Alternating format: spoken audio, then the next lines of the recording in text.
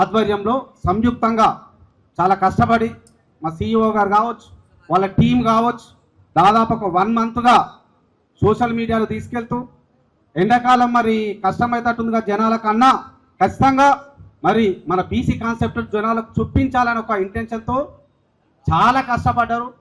మంచి చక్కని వేదికను కూడా ఏర్పాటు చేసినారు. నాకున్న బిజీ షెడ్యూల్ వల్ల అసలు నేను పట్టించుకోవాలి. ముందుగా పని చేసి దీన్ని దిగ్విజయం చేసిన ఆర్జీ మీడియా టీం కావచ్చు, బీసీ రాజ్యాధికార వేదిక అధ్యక్షులకు, దాంతోపాటు సభ్యులందరూ కూడా శిరస్సు వంచి నమస్కారం తెలియజేస్తా ఉన్నాం. అదేవిధంగా మరి బీసీ రాజ్యాధికార వేదిక ఆధ్వర్యంలో నిర్వహిస్తున్న బీసీ ఆత్మ గర్జన సభకు విచ్చేసిన శాసన మండలి డిప్యూటీ స్పీకర్ పేదల పెన్నిది, బీసీ సమస్యలపై పార్టీలకు అతీతంగా గలమెత్తే మనందరికి ఇష్టమైన నాయకులు పెద్దలు గౌరవనీయులు పూజ్యులు శ్రీ బండ ప్రకాష్ సార్ గారికి స్వాగతం తెలియజేస్తా ఉన్నాం. అదేవిధంగా తన సుదీర్ఘ కాలం ఐఏఎస్గా పనిచేసిండు, వివిధ హోదాలో పనిచేసినప్పటికీ కేవలం బీసీల సమస్యలే ప్రాతిపాదికన తాను సర్వీస్ చేసినంత కాలం ఏ బీసీ బిడ్డ పోయినా అక్కడ కూర్చోబెట్టి మాట్లాడి సమస్య విని కింది స్థాయి సిబ్బందిని గడగడలాడించి బీసీ సమస్యలను పరిష్కరించడంలో ముందుండే మన చిరంజీవి సార్ గారు మరి రిటైర్ అయిన తర్వాత కూడా చాలా క్లారిటీగా మరి వేలాది మందికి తన గొంతు ద్వారా తన కార్యక్రమాల ద్వారా బీసీలను చైతన్యం చేయడంలో ముందుంటున్నందుకు మనస్ఫూర్తిగా కృతజ్ఞతలు తెలియజేస్తూ ఈ సమావేశానికి ఇచ్చేసిన సార్ కూడా ప్రత్యేక కృతజ్ఞత తెలియజేస్తా ఉన్నాం. అదేవిధంగా మరి సమావేశంలో ముఖ్య అతిథులుగా పాల్గొన్నటువంటి పెద్దలందరూ పల్లె రవణ గారు కావచ్చు, మా కుంటూరు వెంకటేశ్వర గౌడ్ కావచ్చు. ముందు మనం ఫస్ట్ నేను మీటింగ్ అనుకున్నప్పుడు మొట్టమొదటిగా వెళ్ళింది జర్నలిస్ట్గా ఉన్న మరి మీటింగ్లు కొంత కొత్త కాబట్టి వెంకటేశ్వర మా వేములన్న దగ్గరికి వెళ్ళిన. వాస్తవాన్ని వెళ్తే ఏం కాదన్న బాగా చేయండి, మేము అందరం కూడా ఉంటామని సపోర్ట్ చేశారు. వాళ్ళకు కూడా ప్రత్యేక ధన్యవాదాలు కృతజ్ఞతలు తెలియజేస్తా ఉన్నా.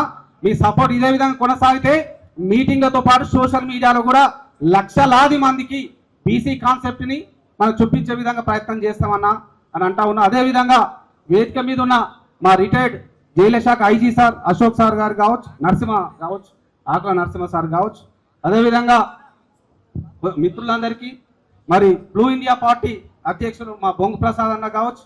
ముఖ్యంగా బీసీ రాజ్యాధికార పార్టీ పెట్టి మనల్ని ఇప్పటి నుంచి కాదండి 4 దశాబ్దాలుగా, అందుకే చివరికి చెప్తా ఉన్నా అన్న పేరు కూడా 4 దశాబ్దాలుగా బీసీలు ఈ ఉద్యమంలో ఉన్నారంటే ప్రధాన భూమిక పోషిస్తూ ఒక పెద్దన్న పాత్ర పోషిస్తూ ఒక భీష్ముని పాత్ర పోషిస్తున్న మన విజిఆర్ నారాయణ అన్న గారికి కావచ్చు, మా అన్న అడ్వకేట్ అన్నలందరికీ దయచేసి ఏమనుకోవద్దు ఒకవేళ పేర్లను మర్చిపోతే.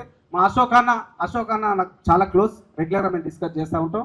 మా యాదన్న కావచ్చు, మా నిర్మలక్క, ఇక ఆమె ఇంతకుముందు విన్నర్, ఆమె ఎంత బాగా మోటివేట్ చేసిందో. ఇది ఒక టీం లాగా పనిచేస్తూ ఉన్నాం సోషల్ మీడియాలో. అదేవిధంగా పిలవగానే ఇక్కడికి విచ్చేసిన తొలి వెలుగు ఛానల్ కావచ్చు, దిశ కావచ్చు, అదేవిధంగా ముఖ్యంగా మా శ్యామ్ కావచ్చు, మా మిత్రుడు చాలా ఇంటర్వ్యూలు కూడా చేశారు, కలిసి పని చేద్దామని అన్నారు. అదేవిధంగా తల్వార్ తాత కావచ్చు, బీసీ ఎస్సీ ఎస్టీ మైనార్టీలను చాలా చక్కగా మొబిలైజ్ చేస్తూ ఉన్నారు, తను కూడా మనతో కలిసి పనిచేస్తూ ఉన్నారు. మరి గడుస్తున్న జర్నలిస్ట్ గాడ్సే కావచ్చు, వీళ్ళందరి సపోర్ట్ వల్ల సోషల్ మీడియాలో పెద్ద ఎత్తున తీసుకెళ్ళిన మిత్రులారా.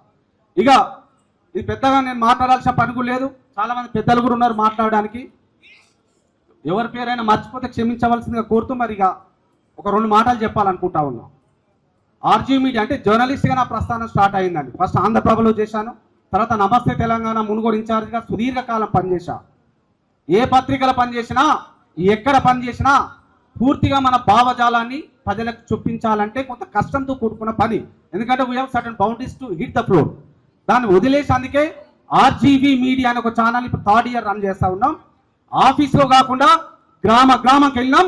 అత్యంత ఫ్లోరైడ్ పీడిత ప్రాంతంగా గుర్తించిన మునుగోడులో ప్రతి గ్రామానికి వెళ్ళినాం.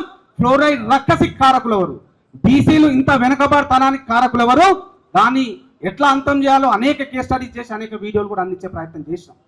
సరే, ఎంత చేసినా మీడియా పాత్ర చాలా గొప్పదైనప్పటికీ దీనికి ఒక సంఘమో ఒక రాజకీయ రంగో పూసుకున్నప్పుడే ప్రజల వద్దకు విస్తృతంగా వెళ్ళొచ్చు అని ఒక ఆలోచన వచ్చింది.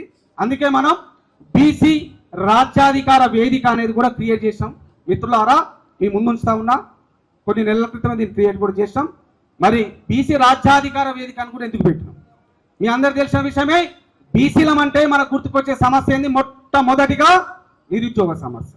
తర్వాత ఏం గుర్తుకొస్తా ఉంటుంది మనం బీసీల మనగానే వెనుకబాటుతనం, అన్నమో రామచంద్రన్ అలవటించడం, బిలో పావర్టీ లైన్ కింద ఉండడం, కటిక దీరత్వంలో మగ్గడం, దీనితో పాటు రాజకీయంలో మనం రాణించలేకపోవడం, చదువులో కావచ్చు ఆర్థిక వెనుకబాటులో మనకు నెట్టేసిన అనేక ఉదాంతాలు కేవలం బీసీ అనగానే గుర్తుకొస్తుంది. మరి ఏం చేయాలి? గత 70 ఏళ్ళుగా అంటే from last 7.5 decades we are fighting very seriously, very enormously. మరి ఆ ప్రాబ్లం సాల్వ్ అయినాయా? కాలేగా. ఎందుకంటే భూమి కోసం, భుక్తి కోసం, కడుపు కోసం, ఇల్లు కోసం మనం పోరాటం చేస్తూనే ఉన్నాం. అదేవిధంగా అంటే 70 ఏళ్ళ క్రితం తర్వాత కొంత గూడు గుడ్డ వచ్చిన తర్వాత విద్య కోసం మనం పోరాటం చేసినాం. విద్య వచ్చిన తర్వాత నిరుద్యోగ సమస్య అనేది 5 దశాబ్దాలుగా మనం వెంటబడుతూనే ఉంది. మరి ఎవరు దీనికి కారకులు? ఎవరిని మనం బ్లేమ్ చేయాలి? ఎందుకు సమస్యలుగానే మిగిలిపోయినాయి? ఎందుకు 77 ఏళ్ళు 78 ఏళ్ళుగా అయ్యా మాకు రిజర్వేషన్, అయ్యా మాకు రేషన్ కార్డు, అయ్యా మనకు పెన్షన్ అని ఇంకెన్ని రోజులు నా బీసీ సమాజం అడుక్కోవాలి? ఒకసారి మనం ఆత్మవిమర్శ చేసుకోవాలి. ఎందుకంటే రెక్కలు ముక్కలు చేసుకుంటా ఉన్నాం, పిల్లలను చదివిస్తూ ఉన్నాం, తాలుబొట్లు అమ్ముతా ఉన్నారు మన మహిళా మనులు. నా పిల్లలు చదువుకోవాలి, ఒక జాబ్ రావాలి, నా కుటుంబాన్ని రాష్ట్రాన్ని ఉద్ధరించాలనుకుంటా ఉన్నాం. మరి అంతమైందా? అది కాలే. కాబట్టి మన పెద్దలందరికీ చేతులు జోడించి నమస్కరిస్తా ఉన్నాం. అందరూ, అది కృష్ణ కావచ్చు, ఒక భీష్మ పితామహం లాగా ఆయన పోరాటం చేస్తున్నారు. ఇట్లా మనం చెప్పుకుంటే నారగొనాన్న కావచ్చు, మా చిరంజీవి సార్ కావచ్చు, మా డిప్యూటీ స్పీకర్ మా బండప్రకాష్ సార్ కావచ్చు, ఇట్లా చెప్పుకుంటూ పోతే అనేక మంది మాకు రిజర్వేషన్లు కావాలి, మా బతుకులు మార్చాలంటూ మనం జై బీసీ అంటూ కదం దొక్కినాం. 50 ఏళ్ళుగా మరి కొట్లాడుతూ ఉన్నాం. వచ్చినాయా రిజర్వేషన్? 65% ఉన్న మనకు కేవలం 42% ఇవ్వరంటే అనేక తిప్పలు పెట్టిన సందర్భం మనం చూసినాం. ఇక్కడనేమో ఆర్డినెన్స్ అంటారు, అక్కడ పోతేనేమో పెండింగ్లో పెడతారు. ఇక్కడ రాష్ట్రానికి అధికారం లేదంటారు. మరి కేంద్రంలో పోతేనేమో ఒక్క రాష్ట్రం కాదుగా, అన్ని రాష్ట్రాలు వచ్చినప్పుడు మరి రాజ్యాంగ సవరణ చేస్తాం, 9వ షెడ్యూల్లో పెడతామంటాం. ఇక ఈ వేదిక ద్వారా ప్రకటిస్తున్నా రక్తం మరుగుతా ఉంది. నా అన్నదమ్ములను చూస్తే నిజంగా కూడా కడుపు రగులుతా ఉంది. ఇది ఆవేశంతో చెప్పుకున్న మాటలు కాదు మిత్రులారా, ఆలోచన చేస్తున్న మాటలు. ఈ రోజు నుంచి బీసీ రాజ్యాధికార వేదిక ఒకటే నినాదం తీసుకుంటా ఉంది, మాకు మీరిచ్చే రిజర్వేషన్లు వద్దే వద్దు. ఎందుకంటే మీరు రిజర్వేషన్లు ఇయ్యరు కాబట్టి. మీరు ఇచ్చే బీసీ సప్లాన్ వద్దే వద్దు. 77 ఏళ్ళుగా అడుగుతా ఉన్నాం. బీసీ సప్లాన్ కోసం చెప్పులు అరిగేలా తిరిగినాం, మీ చుట్టూ తిరిగినాం, ప్రదక్షిణలు చేసినాం. ఇయ్యలే కాబట్టి ప్రకటిస్తా ఉన్నా, వద్దిగా మాకు మీరిచ్చే నిధులు కూడా ఏమవుతో మాకు ఏం కావాలి? బీసీ రాజ్యం కావాలి, పొలిటికల్ పవర్ కావాలి. ఈ సభ ద్వారా మీ అందరి సమక్షంలో ప్రకటిస్తా ఉన్నా, బీసీ పొలిటికల్ పవర్ కోసం మనందరం కదం దొక్కుతాం. ఈ క్షణం నుంచి పెద్దలు కూడా ఉన్నారు కాబట్టి వాళ్ళ ఆశీర్వాదంతో బలంతో మీకు చెప్తా ఉన్నా. ఎందుకంటే అలసిపోయినాం. ఇక నిరుద్యోగ సమస్య అని, ప్రభుత్వ బిల్లును బాగు చేయమని, ప్రభుత్వ వైద్యాన్ని బాగు చేయమని మన బతుకులు ఆగం చేసుకున్నాం. అవి బాగుపడనే పడాయి. ఎందుకు అంటే ఇచ్చేవాడు మనోడు అయి ఉండాలి. ఈరోజు ఒక సమావేశం పెట్టిన బీసీ పెద్దన్నలంతా వచ్చినారు. ఎందుకు? మా రాఘవేంద్ర ఒక యువకుడు పెడతా ఉన్నారు, ఆశీర్వదించాలని వచ్చినారు. ఎందుకు వచ్చినారు? నా బీసీ సోదరులు కావచ్చు, బీసీ పెద్ద మనుషులు కావచ్చు. ఎందుకంటే ఈయన కొంచెం ప్రోత్సహిస్తే ఇంకా ముందుకెళ్తుంది అనే ఒక కాన్సెప్ట్ ఇక్కడికి ఇచ్చేసినారు. మరి అక్కడ ఇచ్చేవాడు మనవాడు ఉండా? మన నిజాలు మాట్లాడుకుంటే ఇక్కడ ఇంకో కుట్ర చేస్తా ఉన్నారు. దీని ముందు బీసీ అంటే ఎవరండి? బ్యాక్వర్డ్ క్లాసెస్ అంటే ఆర్థికంగా వెనకపాటు తనానికి గురైన మనందరం బీసీలు అని చెప్తా ఉంటాను నేను. ఇల్లు లేనాయన, ఆకలితో అలమటించాడు ఆయన, గుడ్డ లేనాయన, చదువు లేనాయన, అన్నమో రామచంద్రాన్ని అలమటిస్తున్న మనమంతా బీసీలమా కాదా? ఒకసారి పిడికిలు జోడించి చెప్పండి. బీసీలమేగా. బీసీలు అంటే ఎవరు వస్తారు? నా ఎస్సీలు వస్తారు. బీసీలు అంటే ఎవరు వస్తారు? నా ఎస్సీలు వస్తారు. బీసీలు అంటే ఎవరు వస్తారు? నా మైనార్టీ సోదరులు వస్తారు. బీసీలు అంటే ఎవరు వస్తారు? అగ్రవర్ణంలో ఉన్న పేదలు, నిరుపేదలు కూడా బీసీలు అంటా ఉన్నా. ఇది ఒక కులం కాదు, ఇది ఒక ఐక్యంగా సాగాల్సిన రాగంగా మేము ముందుతా ఉన్నాం. ఈ క్షణం నుంచి మన కుల మతాల మధ్యలో వైషమ్యాలు పెట్టాలని, ఆయన అగ్రవర్ణమని, ఈయన ఎస్సీ అని, ఈయన ఎస్టీ అని మనల్ని విభజించి పాలించే ఒక కుట్రలకు తెరలేపుతా ఉన్నారు. మరి అన్న పెద్దన్న మన ఆలోచన సాధన సమితి అధ్యక్షులు కక్కం నర్సింగ్ అన్నను కూడా వేదిక మీదకి సాధారణంగా ఆహ్వానిస్తా ఉన్నాం.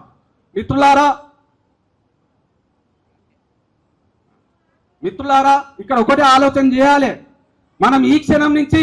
ఎందుకంటే ఇచ్చేవాడు మనోడు కాదు. ఇక్కడ మనం ఎవరికి శత్రువులు అందరూ అన్నారు. అన్న మన మీ శత్రువు ఎవరు? అందరు మిత్రులే అంటున్నారుగా. ఎస్సీ ఎస్టీ మైనార్టీ అగ్రవర్ణ పేదలందరూ మిత్రులే అయినప్పుడు మరి మన శత్రువులు ఎవరు అని అడిగినారు. ఆ రోజు చాలా క్లారిటీగా, చాలా గుండె ధైర్యంతో అనేక వీడియోలు చేసిన ఎవరైతే 77 ఏళ్ళుగా మనం పాలిస్తా ఉన్నారో, అది రెడ్డి కావచ్చు, రావు కావచ్చు, వెల్మ కావచ్చు, ఇంకా ఎవడైనా కావచ్చు, మన బీసీ హక్కులను దోసుకున్నది, బీసీ భూములను దోసుకున్నది, బీసీ ధనాన్ని దోసుకున్నది మన బతుకులను ఆగం చేసింది, మన నిరుద్యోగ సమస్యను పెంచిపోసింది, మన ఉద్యోగాలకు గండి కొట్టిన ప్రతి ఒక్కడు మనకు శత్రువే. అంటే అగ్రవర్ణంలో ఉన్న పాలకులు ఖచ్చితంగా మాకు శత్రువులను ప్రకటిస్తా ఉన్నాం ఈ వేదిక ద్వారా. ఎందుకంటే మిమ్మల్ని నమ్మినాం, ఓటేయంటే ఓటేసినాం, మీటింగ్లకు రా అంటే మీటింగ్లకు వచ్చినాం, చెప్పులు మేమంటే చెప్పులు మోసంకి ఏం చావాలన్నా మరి బీసీలంతా? ఇది ఎక్కడనుందా? ప్రపంచ చరిత్రను తిరిగి రాయండి. You go for abroad, US కావచ్చు, రష్యా కావచ్చు, నువ్వు చైనా ఎక్కడైనా పోండి, అధిక సంఖ్యలో ఎవరైతే ప్రజలు ఉంటారో అధికారం వాళ్ళ చేతిలో ఉంటుందా ఉండదా ఒకసారి చెప్పండి. మరి ఇక్కడ తెలంగాణలో 90% ఉన్న బీసీ ఎస్సీ ఎస్టీ మైనార్టీలము ఎందుకు అన్నమో రామచంద్రాన్ని అర్పటిస్తా ఉన్నాం. ఎందుకు అయ్యా పెన్షన్, అయ్యా రేషన్ కార్డు అని అడుక్కుంటున్నాం. ఆయన 2000 ఇస్తే అమ్మ అదేదో పరబ్రహ్మ స్వరూపంలాగా మనం భావించి వాళ్ళ చుట్టూ ఎందుకు తిరుగుతూ ఉన్నాం. మిత్రులారా అర్థం చేసుకోవాలని కూడా కోరుతా ఉన్నా, చాలా బాధ చెప్తా ఉన్నా. మరి జనాభాలో 90% ఉన్న బీసీలకు రాజ్యాధికారం రావాలా వద్దా ఒకసారి బిగించి చెప్పండి. కావాలా వద్దా రాజ్యాధికారం? బానిసలుగా ఉందామా, రాజులమై మన రాష్ట్రాన్ని మనం ఏలుకుందామా ఒక్కసారి మీరు చెప్పాల్సిందిగా కోరుతా ఉన్నా. ఏమైతుంది బీసీ రాజ్యం వస్తే? మరి ఎట్లా రావాలి బీసీ రాజ్యం? స్పీచ్లు ఇస్తున్నాం, వీడియోలు చేస్తున్నాం, బీసీ రాజ్యం వస్తుందా అంటే వస్తుంది. చాలా మంది అగ్రవర్ణంలో ఉన్న పాలకులు అంటా ఉన్నా ఏం కుట్రలు చేస్తా ఉన్నారు. బీసీలు ఓట్లే వేయరట, బీసీలు చైతన్యవంతంగా ముందుకు సాగరట, బీసీ ఎస్సీ ఎస్టీల మధ్యలో పొంతనే ఉండదట అంటారు. సిగ్గుపడాలంటా ఉన్నారు. ఎంతమంది ఉన్నారా పాలకులారా? కేవలం 0.5 to 1% ఉన్నారు మీరు. మరి మేము అందరం ఎంతమంది ఉన్నాం? 99% మంది ఉన్నాం. ఈ 0.5% 10 లక్షలు 20 లక్షలు ఉన్న నువ్వు 1 లక్ష మంది కలిసికట్టుగా ఉంటే దాన్ని ఎక్స్పోజ్ చేస్తూ మేము అందరం కలిసికట్టుగా ఉన్నా అంటున్నాం. మరి 3.5 కోట్ల మంది ఉన్న మేము 3 కోట్ల మందిమో 3 కోట్ల 30 లక్షల మందిమో చైతన్యవంతంగా ముందుకు సాగుతూ పిడికిలు బిగిస్తూ బీసీ రాజ్యం రావాలని కొట్లాడుతుంటే కొంతమంది అవగాహన రాహిత్యం వల్ల అంటున్నా, వాళ్ళ పొరపాటు కూడా ఏం కాదు, అవగాహన లేకపోవడం వల్ల ఇటువైపు రాకపోతే గాలను చూపించి బీసీల మధ్య చైతన్యం లేదంటా ఉన్నారు. మరి చైతన్యమే లేకపోతే ఇంతమంది పెద్ద మనుషులు, యువత, సోషల్ మీడియా వారియర్స్ ఇక్కడ వచ్చి జై బీసీ అని అంటారా? ఒక్కసారి చెప్పండి. వాళ్ళ గుండెల అదరాలు ఒక్కసారి మనం చెప్తాం, జై బీసీ, జై బీసీ. బీసీలకు రాజ్యాధికారం సాధిద్దామా వద్ద ఒకసారి చెప్పండి. కాబట్టి ఇలాంటి కుట్రలు చేస్తూ ఉంటారు. ఇక మరి మీకు ఓటేసుకుంటారా? మీరు ఓటేసుకోరుగా మీకు మీరు అంటారు. ఒక ఆయన నవ్వు వస్తూ ఉంది, ఆ పెద్ద మనిషి పేరు కూడా అవసరం లేదు, మాజీ మంత్రి హోదాలో ఉన్నట్టు. నేను పోతే అన్న బాగా పోరాటం చేస్తూ ఉన్నారు రెడ్డికి సంబంధించిన ఒక వ్యక్తి. మరి మీ వాళ్ళు మీకు ఓటేయరుగానే, ఎందుకంటే నాకు బీఫామ్ హైదరాబాద్లో ప్రకటిస్తే నేను ఇంటికి వచ్చేసరికి బీసీలు అంతా క్యూలు కడతారు. అన్న గిన్ని ఓట్లు నా దగ్గర ఉన్నాయి, గిన్ని ఓట్లు నా చేతిలో ఉన్నాయి, ఈ గ్రామం అంతా నాకే ఉంది, నాకు 5 లక్షలు 2 లక్షలు 3 లక్షలు అంటారు కదా. మరి మాకు ఓట్లు వేస్తారు కానీ మీరు ఓటు వేసుకోరు కదా అంటారు. మళ్ళీ చెప్పిన ఏదైనా గుద్దుతాం బిడ్డ అని చెప్పిన, రొమ్ములు చాచి జేబీసీ అంటే మీరు ఎగిరిపోతారని చెప్పిన. ఇప్పటి వరకు ఎవరండి అలవాటు చేసింది? బీఫామ్స్ ఎవరి చేతిలో ఉన్నాయి? బీసీల చేతిలో ఉన్నాయా? అక్కడ ఉన్న పాలకుల చేతిలో ఉన్నాయా? చెప్పండి నాకు. అది ఏ పార్టీ అయినా కానీ, టీఆర్ఎస్ కానీ, బీజేపీ కానీ, కాంగ్రెస్ కానీ, ఇక్కడ పార్టీలను విమర్శిస్తలేదు. ఎవరి చేతిలో ఉన్నాయి? అక్కడ ఉన్న చేతిలో. రెడ్డి కావచ్చు, రావు కావచ్చు, బ్రాహ్మణుల చేతిలో ఉన్నాయి. నా అన్నలు నికార్సుగా పనిచేస్తా ఉన్నారు వివిధ పార్టీల్లో. కానీ గుర్తింపు ఎక్కడిది? మంచిగా పనిచేస్తే గొంతునక్కడ, ఎదురు తిరిగితే పార్టీని సస్పెండ్ చేయడం కానుకగా ఇస్తా ఉన్నారు. నీకు బీఫామ్ వచ్చింది కాబట్టి, నువ్వు నిలబడుతున్న ఎమ్మెల్యే కాబట్టి, ఎవరికొకరు సపోర్ట్ చేయాలి కాబట్టి మా బీసీల పార్టీల వారిగా విభజించబడ్డాం. ఎందుకంటే మాకు బీసీ పార్టీ లేకపోవడం, ఇప్పటివరకు ఉన్నా చైతన్యవంతంగా ముందుకు తీసుకెళ్ళకపోవడం, దాని ఏదో సాగా చూపించి మీ బీసీలు అంటే అడక్క తింటారంటే ఎట్లుంటుంది బిడ్డ, ఇక మా తరాకేందో చూపిస్తాం, రేపు మీటింగ్ పెడతా ఉన్నాం అక్కడ మాట్లాడతాను చెప్పినా ఈరోజు మాట్లాడే ప్రయత్నం చేస్తా ఉన్నాం. ఇన్ని రోజులు మేమేమనుకున్నాం, మా పార్టీ అంటే ఎక్స్ పార్టీ, మా పార్టీ అంటే వై పార్టీ, మా పార్టీ అంటే జెడ్ పార్టీ అన్నాం. కంకణ బద్దులమై ఎక్కడ మీ మోచేతిని లాకుండా ఆ పార్టీకి కట్టుబడి మా ఒంట్లో ఉన్న బీసీ రక్తం కాబట్టి ఆ పార్టీకి ఓటేస్తాం, మిమ్మల్ని గెలిపించినాం. తర్వాత ఏం చేశారు? అరే నీకు ఇల్లు కట్టిస్తా అన్నావు, నీ బతుకులు మారుస్తా అన్నావు, నేను రాజ్యాధికారం వైపు తీసుకెళ్తా అన్నావు, నెక్స్ట్ నేను ఎమ్మెల్యేని చేస్తా అన్నావు. మోసం చేసిన చరిత్ర అగ్రవర్ణ పాలకులది, కానీ మోసం చేసిన చరిత్ర మా బీసీలకు లేనే లేదని ప్రకటించిన. అంటే ఒక ఆయనేమో మీ బీసీలు చైతన్యవంతంగా ముందుకు సాగారంటారు, మీ బీసీలలో చైతన్యమే లేదంటారు. ఇంకొక ఆయనేమో మీరు పాలిస్తారా అంటారు, ఇంకొక ఆయన మీరు ఎమ్మెల్యే కరువురా అంటారు. ఈ వేదిక ద్వారా చెప్తా ఉన్నాం, ఓట్లేసి మిమ్మల్ని గెలిపించింది మా బతుకులు మారుస్తారని బిడ్డ ఇక ప్రకటిస్తా ఉన్నా. ఇకపై మా బీసీ బిడ్డలకే మేము ఓటేసుకుంటాం. నెక్స్ట్ అసెంబ్లీ ఎన్నికలలో 119 అయితే 119 డీలిమిటేషన్ పెరిగితే అన్ని స్థానాల్లో బీసీ అభ్యర్థులు ఉంటారు. మా ఆర్జీ మీడియా కావచ్చు, మా సోషల్ మీడియా టీం కావచ్చు, బీసీ రాజ్యాధికార వేదిక కావచ్చు, కదం దొక్తాం, నియోజకవర్గాల పరుగులు తీస్తాం. అక్కడ బీసీ వాదం ఏంది, బీసీ రాజ్యాధికారం ఎందుకు రావాలో చెప్తాం, బీసీలకు ఓటు బ్యాంకుగా మలుస్తామని కూడా ఈ వేదిక ద్వారా ప్రకటిస్తా ఉన్నా. అంటే ఇంత చిన్న చూపా, ఇంత కండకావరమా? 0.5%, 20 లక్షల మందో 30 లక్షల మందో పాలకులు మనల్ని చేతిలో పట్టుకుని కోతిలాగా ఆడిస్తా ఉంటే ఏం చేద్దాం మిత్రులారా? ఎన్నేళ్ళు ఆడదాం? మన తాతలు ఆగమయ్యారు, మన తండ్రులు ఆగమయ్యారు, మనం ఆగమైనా, మన పిల్లలు, మన మునిమనుమలు ఇట్లా తరతరాలు ఆగం కావాల్సిందేనా? కాబట్టి అందరికి 2 చేతులు జోడించి నమస్కరిస్తా ఉన్నా. ఈ క్షణం నుంచి మన బీసీ రాజ్యాధికారమే ధ్యేయంగా ముందుకు కదులుదాం. దీనికి అన్ని ప్లాట్ఫామ్స్ యూజ్ చేద్దాం. మన పెద్దలు ఉన్నారు, మా చిరంజీవి సార్ కావచ్చు, మా బండప్రకాష్ సార్ కావచ్చు, మా రవణ గారు కావచ్చు, మా సత్యమన్న కావచ్చు, మా నరసింహ అన్ననైతే ఇంకా బాగా పోరాటం చేస్తూ ఉండు. మన ఆలోచన సాధన సమితిని బాగా ఎంకరేజ్ కూడా చేస్తూ ఉంటారు. ఇట్లా అనేక మంది యోధులు ఇక్కడ ఉన్నారు. మా కుంటూరు వెంకటేష్ అన్న కావచ్చు, వేములన్న కావచ్చు, ఇట్లా చెప్పుకున్న మా నరసింహ అన్న కావచ్చు, అందరూ పేరు మర్చిపోతే సారీ. మరి ఇంతమంది కనిపిస్తలేరు వెనకంగా ఉన్నోళ్ళు. వీళ్ళందరూ ఒక్కొక్క జిల్లాని టేకప్ చేస్తే ఒక సంవత్సరంలో బీసీ రాజ్యం వస్తుందా రాదా? ఇంకా అనేక మంది పోరాట యోధులు ఉన్నారు, వేలాది మంది ఉన్నారు. మనం చేయాల్సింది అందరం ఒక దగ్గర రావడం. అది కొంచెం కష్టం కావచ్చు. 3 నెలలు, 4 నెలలు, 5 నెలలు, 6 నెలలు చెప్తాం. గ్రామం పోదాం, నియోజకవర్గం పోదాం. దయచేసి బీసీ సోదరులందరికీ విజ్ఞప్తి చేస్తా ఉన్నా. ఇక మనం సోకాల్ రాజకీయాలు మానేద్దాం. మనం నిజంగా ఓటు బ్యాంక్గా మలవాలంటే ఎక్కడ ఉంటారు జనాలంతా? పల్లెలలో ఉంటారు, అర్బన్ సిటీలలో ఉంటారు. పోదాం ఇక అక్కడికి, చెప్దాం బీసీ రాజ్యం వస్తే ఏమవుతుంది. బీసీ రాజ్యం వస్తే నిరుద్యోగ సమస్య అంతమవుతుంది అని చెప్తాం. నిరుద్యోగ సమస్య అంతమైతే స్థానిక పరిశ్రమలో ఉద్యోగాలకు ఒక చట్టం తీసుకొస్తాం. బీసీ రాజ్యం వస్తుందని చెప్తాం. బీసీ రాజ్యం వస్తే నిరుద్యోగ సమస్యను we are going to resolve in a week అని ఖచ్చితంగా ప్రకటిద్దాం. ఒక వారం రోజులలో నిరుద్యోగం అనే పదం ఉండకుండా చేస్తామని ప్రకటిద్దాం. ఎట్లా? గవర్నమెంట్ జాబ్ చేస్తాం, జాబ్ క్యాలెండర్ వేస్తాం, దట్ ప్రాసెస్ గోస్ ఆన్. ఇంకొకటి ఏం చేస్తాం, మనం స్థానికంగా ఉన్న పరిశ్రమలలో ఒక 60% ఉద్యోగాలు నిరుద్యోగులకు వేయాలని జీవో తీసుకొచ్చి చట్టం చేస్తాం. అందరికి ఉద్యోగాలు వస్తాయి. ఏమైతే అందరికి ఉద్యోగాలు వస్తే చాలా మంది అడుగుతూ ఉంటారు, ఇంటికి ఒక ఉద్యోగం వస్తే బంగారు తెలంగాణ అవుతుంది. ఉతా కాదు బంగారు తెలంగాణ. ఎందుకు? ఇంటికి ఒక ఉద్యోగం వస్తే ఖాళీగా తిరిగి అబ్బాయిలు 50,000 60,000 సంపాదిస్తారు. ఒక సంవత్సరంలో 6 నుంచి 8 లక్షలు 10 లక్షలు సంపాదిస్తారు. ఆర్థిక పరిపుష్టి సాధిస్తుంది ఆ కుటుంబం. గ్రామాలంటే రాళ్ళు రప్పలో ఉండే కదండి, మనమే కదా. కుటుంబాలని బాగుపడితే నిరుద్యోగ సమస్య అంతమవుతుంది అని అనేక మార్లు చెప్పిన. ఒక 5 ఏళ్ల స్పాన్ తీసుకుంటే సాధారణ మధ్య తరగతి నిరుపేద బీసీ బిడ్డ కూడా 30 నుంచి 50 లక్షల రూపాయలు సంపాదిస్తారు ఒక 5 ఏళ్లలో. అప్పుడు ఏం చేస్తాం? ఒక 30 లక్షలు, 40 లక్షలు, 50 లక్షలు నా దగ్గర ఉంటే ప్రాధాన్య కొంత, ఇళ్ళన కొంత, కారణ కొంత ట్యాక్సీలు పే చేస్తా. మేము ఒక కేసు స్టడీ చేస్తే ఇట్లా 30 లక్షల మందికి నిరుద్యోగ సమస్య అంతమైతే కేవలం 5 ఏళ్లలో 3.5 నుంచి 6 లక్షల కోట్లు ఉల్టా మేము ప్రభుత్వానికి ట్యాక్సీల రూపంలో కడతాం. నిరుద్యోగ సమస్య అంతం ద్వారా, అంటే ఈ అంతం కావడం ద్వారా ప్రభుత్వ ఖజానా మీద ఏం భారం పడట్లేదు. ఎందుకంటే 5 లక్షల మందికి ప్రభుత్వ ఉద్యోగులకు జీతాలు ఇవ్వాలంటేనే వైన్స్ పెంచి పోషించాల్సి వస్తుంది. కాబట్టి మేమేమంటున్నాం, ఒక జీవో తీసుకొచ్చి చట్టం చేస్తే స్థానికంగా ఉన్న ఐటీ కావచ్చు, నాన్ ఐటీ కావచ్చు, కెమికల్ ఫ్యాక్టరీస్ కావచ్చు, గ్రీన్ ఇండస్ట్రియల్ పార్క్స్ కావచ్చు, ఇట్లా చెప్పుకుంటూ పోతే వేలాది పరిశ్రమలు ఉన్నాయి. మన పిల్లలందరికీ ఉద్యోగాలు వస్తాయి, మనం లక్షాధికారం అవుతాం, మన బతుకులు మారుతాయి. 1 shot 2 birds అన్నట్టు. ఒక నిరుద్యోగ సమస్య అంతమవుతుంది.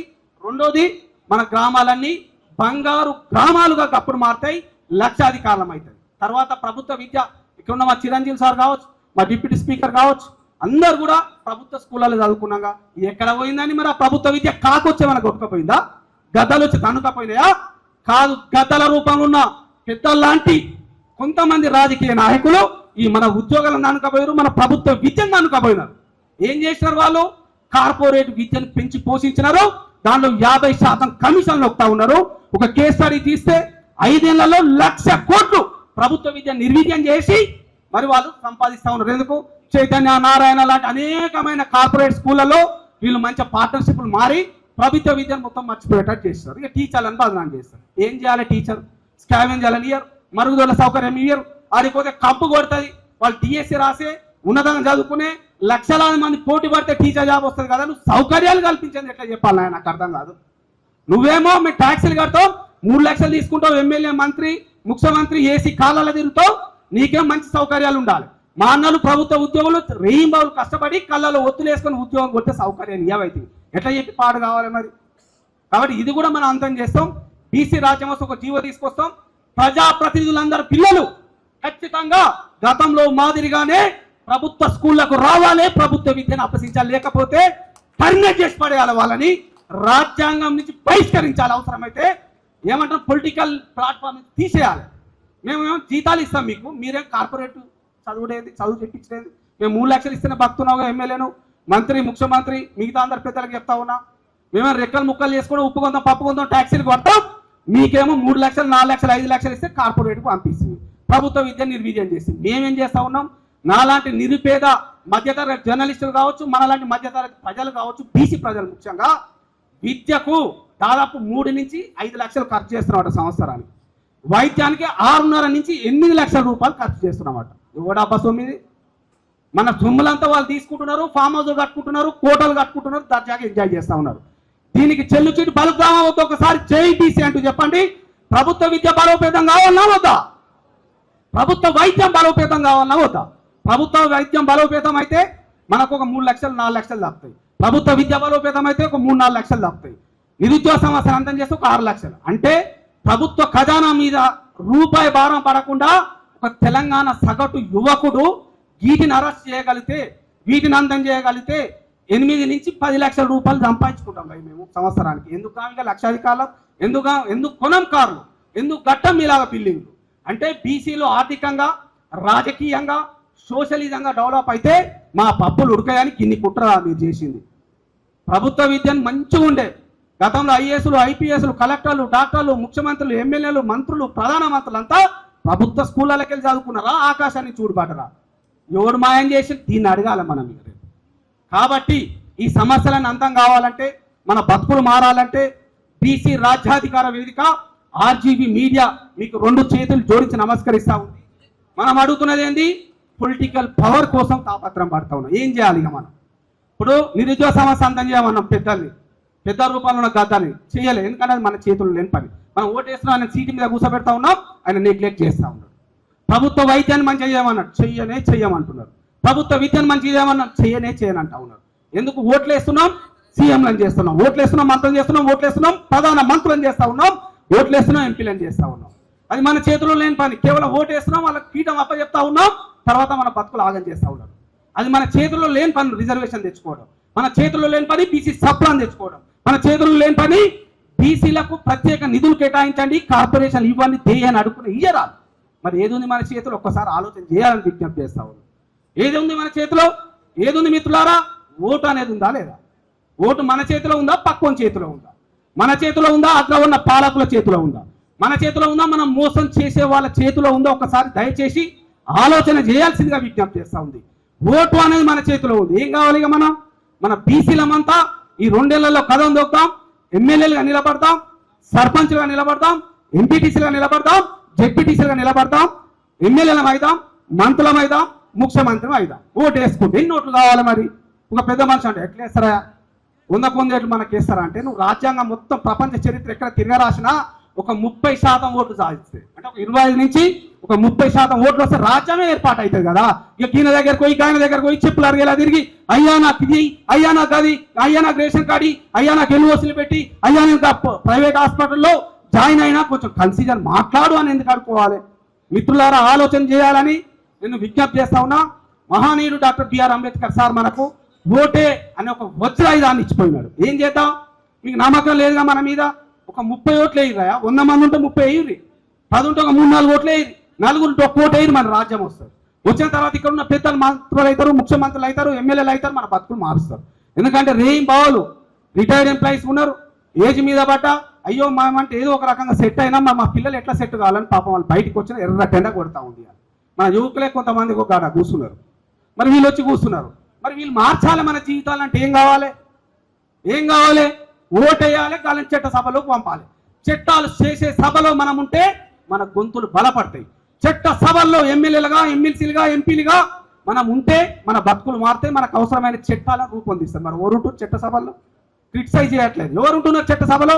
ఎవరైతే డబ్బులు మూటలు ఉన్నాయో, ఎవరైతే కార్పొరేట్ తొత్తులుగా మారినారో, ఎవరైతే డబ్బులు వెదజల్లి మన ఓట్లను కొనుగోలు చేస్తా ఉన్నారో, గాడి చట్ట సభలో ఉంటే మన బతుకులు ఎట్లా మారుతాయి? మన బీసీలు ఎందుకు రాజ్యాధికారం అయిపోతాం? దయచేసి ముగించే ముందు ఒకటే ప్రకటిస్తా ఉన్నా, చాలా మంది పెద్దలు మాట్లాడాలి, పెద్దలు ఉన్నారు కాబట్టి 2 మాటలు మాట్లాడదాం అనిపించి మాట్లాడుతూ ఉన్నా. కాబట్టి మన చిరంజీవి సార్ కావచ్చు, మన ప్రకాష్ సార్ కావచ్చు, లేకపోతే మా అన్న నరసింహరావు అన్న కావచ్చు, విజ్ఞప్తి చేస్తున్నాం, ఇట్లాంటి వాళ్ళని చట్టసభలో పంపుదాం. మిగతా వాళ్ళందరం కథం తగ్గుతాం. ఇక్కడ పార్టీల వారీగా కులాల వారీగా మన మధ్యలో చిచ్చు పెట్టే ప్రయత్నం జరుగుతూ ఉంది. దయచేసి అర్థం చేసుకోండి. మళ్ళీ నేను చిచ్చు పెడతా ఉన్నా, మన ఓట్లను గానికేస్తున్నా, వాడు మన బతుకులు ఆగం చేస్తా ఉన్నారు. ఈ ఒక్కసారి ఎవరు వచ్చినా మా బీసీలకు ఓటు వేసుకుంటామని చెప్పారు. మన బతుకులు మారుతాయి. ఇక 5 నెలలు ఇక్కడ వచ్చిన వాళ్ళంతా పెంచుకాలలో వస్తాం. ఈ మాయ మాటలు కాదు, అది కాదు. గతంలో పెద్ద మనిషి అన్న ఇంటికో ఉద్యోగం ఇస్తాను, ఇయ్యలే. మనం ఇంటికి 3 ఉద్యోగాలు ఇస్తామని చెప్తా ఉన్నాం. ఎస్, బీసీ రాజ్యం వస్తే ఇంటికి 3 ఉద్యోగాలు ఇస్తాం. బీసీ రాజ్యం వస్తే మిమ్మల్ని లక్షాధికారులకు ఇట్లా మారుస్తామని క్రిస్టల్ క్లియర్గా ఇంకా చాలా ఉంది. అది తర్వాత మనం మాట్లాడుకోవచ్చు, చెప్తా ఉన్నాం. బీసీ రాజ్యం వస్తే మన వాళ్ళు ఎమ్మెల్యేలుగా అవుతారు, మన అన్నల చట్టసభలకు పోతారు, మనకు అనుకూలమైన చట్టాలు చేస్తారు. అటు ఇటు ఉన్న కూడా అగ్రవర్ణ ధనికులు ఒక 10 మంది 15 మంది ఉన్నా గుయ్యం అనేలాగా ఒక చెంపకు కొడతారు, మనకు చట్టాలు సాధిస్తారు. కాబట్టి దయచేసి అందరూ ఆలోచన చేయండి. మేము ఒకటే అంటున్నాం, ఈ రోజు నేను ప్రమాణం చేస్తున్న పెద్దల సాక్షిగా, ఇకపై బీసీ రాజ్యాధికార వేదిక కావచ్చు, ఆర్జీ మీడియా కావచ్చు, మిగతా అంతా సోషల్ మీడియా ప్లాట్ఫారం మేము ప్రమాణం చేసినాం. బీసీ రాజ్యమే మన లక్ష్యం, బీసీ రాజ్యమే మన బతుకులు రావాలంటే, బీసీ రాజ్యం రావాలి, మన బతుకులు మారాలంటే.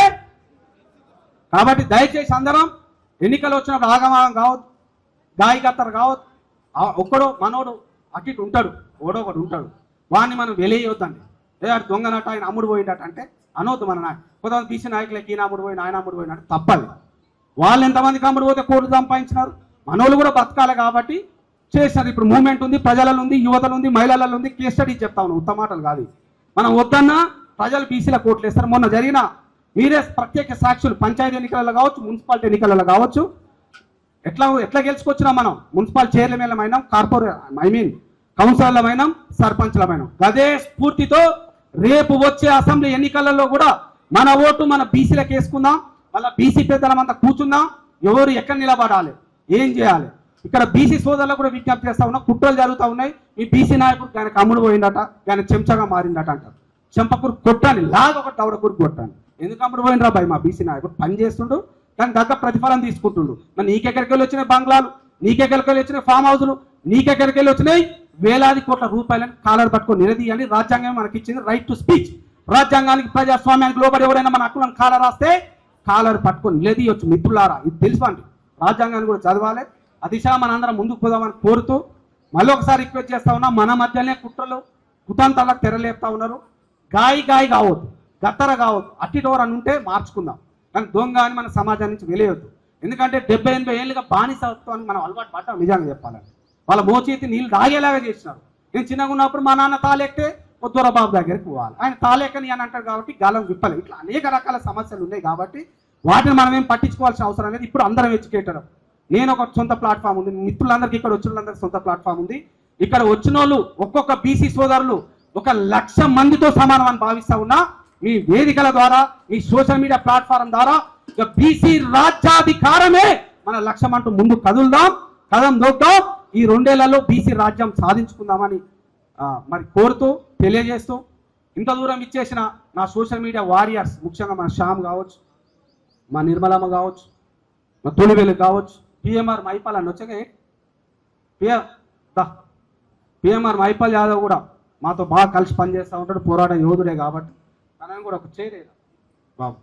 ఇట్లా సోషల్ మీడియాలో వినూత్నంగా మేము తీసుకెళ్లాలని కంకణబద్దులు అయినాం. ఈ రోజు ఇది కూడా ఒక 50 నుంచి 60 లక్షల మందికి రీచ్ చేయాలి కాబట్టి అందరిని రిక్వెస్ట్ చేసి అంతా మిత్రులందరూ వచ్చినారు, అవకాశం ఉన్న వాళ్ళు అందరూ వచ్చినారు. అక్కడ ఖమ్మంలో కూడా ఇష్యూ ఉంది, అయినప్పటికీ లైవ్ లింక్ నడుస్తూనే ఉంది. వేలాది మంది, లక్షలాది మంది ఈ ప్రోగ్రాం చూస్తూ ఉన్నారు. కాబట్టి అందరం మరొకసారి జై బీసీ, జై బీసీ. రాజ్యాధికారమే మనందరి లక్ష్యం, రాజ్యాధికారమే. పొలిటికల్ పవర్ ని సాధిద్దాం. పొలిటికల్ పవర్ ని ఇంతసేపు ఓపికతో ఉండి నన్ను ఆశీర్వదించడానికి వచ్చిన, అంటే నన్ను బ్లెస్ చేయడానికి వచ్చిన పెద్దలందరికీ పాదాభివందనం చేస్తూ, మీ ప్రోత్సాహం, మీ ఆశీర్వాదం ఇట్లనే ఉంటే తప్పకుండా మీ ఆశీర్వాదం మీరు వెనుకున్న బలంతో తప్పకుండా రాజ్యాధికారం వైపు ముందుకు కదులుతామని ప్రతిజ్ఞ పూరుతా ఉన్నా. ఇక నేను ప్రజల మధ్యలోనే ఉండాలనుకుంటున్నాను. ముగించే ముందు ఇది అయిపోయిన తర్వాత వెంటనే ఒక జిల్లా ఉంది, అది అనౌన్స్ చేస్తాం సోషల్ మీడియా వేదిక ద్వారా. అక్కడ పాదయాత్ర చేపట్టబోతా ఉన్నాం, సుదీర్ఘంగా సాగబోతా ఉంది ఆ పాదయాత్ర. 26 రోజులు పాదయాత్ర ఉంటుంది. 26 రోజుల తర్వాత ఆ జిల్లా హెడ్ క్వార్టర్లో ఒక పెద్ద బహిరంగ సభ నిర్వహించబోతా ఉన్నాం. అంటే ఈ పాదయాత్ర ద్వారా బీసీలకు రాజ్యాధికారం రావాలంటే ఏం చేయాలి, అవలంబించాల్సిన వ్యూహాలు ఏంటి, మరి మనల్ని ఎట్లా బంధించే ప్రయత్నం చేస్తూ ఉంటారు, వాటిని ఒక్క తన్ను దాన్ని బయటికి ఎట్లా రావాలి ఇవన్నిటిని వివరించి కొంత ప్రజలలో ఉంటే ప్రజలు కూడా నమ్ముతారు మనల్ని. కాబట్టి ఇక మనందరూ కూడా విజ్ఞప్తి చేస్తా ఉన్నాం, అందరు కలిసిపోదాం. ఇన్ని రోజులు మనం మీటింగ్లు పెట్టాం, ప్రజలను అవేర్నెస్ చేసినాం. ఓకే సాలిగా ఇక మనం జనం బాట పడదాం, జనాల గుండెల్లో ఉందాం, జనాలు ఇంట్లో పోదాం, వాళ్ళని ఇంత బుక్కడు భూ అడుగుదాం, పెట్టడానికి సిద్ధంగా ఉన్నారు మన బీసీ సోదరులంతా. కాబట్టి ఒక జిల్లా అది అయిపోయిన వెంటనే మరొక జిల్లాకి వెళ్తా ఉన్నాం. ఇట్లా మొత్తం ఉమ్మడి 10 జిల్లాలను టార్గెట్ చేసినాం. మొట్టమొదటిగా ఈ 4 months 5 months కాలంలో మొత్తం మీద ప్రకటిస్తా లాస్ట్కు ఆ కార్యాచరణ కూడా ఉంటుంది. కాబట్టి ఇక్కడ వచ్చిన మిత్రులందరికీ ఇక నేను సిద్ధంగా ఉన్నా, కుటుంబాన్ని వదిలేస్తా ఉన్నా, మీ మధ్యలో రావడానికి సిద్ధంగా ఉన్నా. మీడియా ఛానల్స్ కాదు, సోషల్ మీడియా అందరినీ కలుపుకొని పోదాం, భుజం భుజం కలుపుదాం, రాజ్యాధికారం అంటే పోదాం. ఎప్పుడు వస్తుంది అన్నా అని ఒక ఆయన అంటాడు, వచ్చినప్పుడు వస్తాను జై ఫస్ట్ పని చేసి వస్తుంది. ఇంట్లో కూర్చొని ఏసీలలో కూర్చొని ఎప్పుడు వస్తా అంటే ఎప్పుడు వస్తుంది వస్తుందా? ఇప్పుడు మీ అందరు టైం తీసుకుని ఇంత దూరం వచ్చినారు కాబట్టి 4 ముచ్చట్లు మనం మాట్లాడుకున్నాం. కదులుదాం ఇక. మళ్ళీ చెప్తా ఉన్నా, ఎప్పుడు వస్తుందంటే వచ్చినప్పుడు వస్తుంది. ఇంకా చెప్పాలంటే ఈ 2 నెలల్లో వస్తుంది. బీసీ ముఖ్యమంత్రి అవుతారు, బీసీ రాజ్యం వస్తారు. 60% కాదు 70% అయినా మన వాళ్ళు అక్కడ ఉంటారు. ఎస్సీ ఎస్టీ బీసీలను కలిపి ఒక 90% మనం ఉంటాం. మన చట్టాలను చేసుకుంటాం. దీనికి కార్యాచరణ సిద్ధమైన. దయచేసి పెద్దలందరూ సహకరిస్తారన్న నమ్మకం నాకుంది. కాబట్టి పెద్దల సమక్షంలో ప్రకటించే ప్రయత్నం చేస్తా ఉన్నా. పాదయాత్ర ఉంటుంది, ఇది ఉత్తుత షోకుట పాదయాత్ర కాదు. ఇక్కడ సోషల్ మీడియా కానీ మిగతా వాళ్ళు కూడా మన ఎమ్మటి ఏం రారు, మన వీడియోలు అందిస్తారు అంతే. మేము జనాల మధ్యలోకి ఉన్నాం, ఇంకో ఆరుబాటు మేము అవసరం లేదు. జనాల్లో ఒకలా కలుస్తాం, ఒక పాయింట్ ట్యాంక్ ఉంటే చాలు, ఇక్కడ భూ ఉంటే చాలు. ఇక పోదాం, కదం దొక్కుదాం, బీసీలను చైతన్యం చేసుకుందాం. అందరూ అంటారు ఎన్ని ఏళ్ళు వస్తుంది, 70 ఏళ్ళు రాలే, 80 ఏళ్ళు రాలే, 90 ఏళ్ళు రాలే, 100 ఏళ్ళు అయింది బీసీ రాజ్యం రాలేదన్నారుగా, 2 నెలలు తెచ్చి చూపిస్తామని చెప్తూ మరి ముగిస్తా ఉన్నా. ఈ అవకాశం ఇచ్చిన ఆర్టీవీ సిఇఓ గారు కావచ్చు, వాళ్ళ బృందానికి కావచ్చు, బీసీ రాజ్యాధికార వేదిక కావచ్చు, ప్రత్యేక ధన్యవాదాలు తెలియజేస్తూ, ఇంత చక్కని కార్యక్రమం అంటే దాదాపు ఒక 30-40 మంది ఒక సోషల్ మీడియాని హ్యాండిల్ చేస్తూ, ఒకవైపు పత్రికలు ప్రింట్ అండ్ ఎలక్ట్రానిక్ మీడియాని హ్యాండిల్ చేస్తూ చాలా కష్టపడరు. షార్ట్ వీడియోలు కూడా పాపం మా ఎడిటర్స్ కూడా ఉన్నారా ఇక్కడ, ఎడిటర్స్ అందరూ వాళ్ళకి ప్రత్యేక కృతజ్ఞతలు, ధన్యవాదాలు. నిజంగా పాదాభివందనం చేస్తా ఉన్నా. మిత్రులారా, ఇదే కంకణబద్ధలం అవుతాం. ఇట్లనే మనం ముందుకు పోదాం, బీసీ రాజ్యం వస్తుంది.